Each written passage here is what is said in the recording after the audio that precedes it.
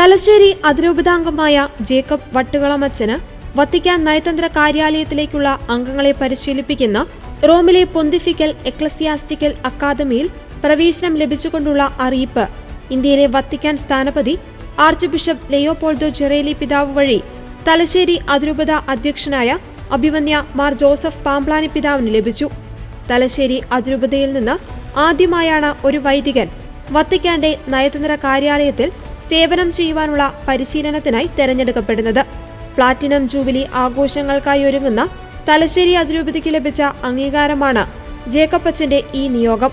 ലോകത്തിന്റെ വിവിധ ഭാഗങ്ങളിൽ നിന്ന് ഓരോ വർഷവും സമർത്ഥരായ ചുരുക്കം വൈദികരെ മാത്രമാണ് പൊന്തിഫിക്കൽ അക്കാദമിയിലേക്ക് തിരഞ്ഞെടുക്കുവാറുള്ളത്.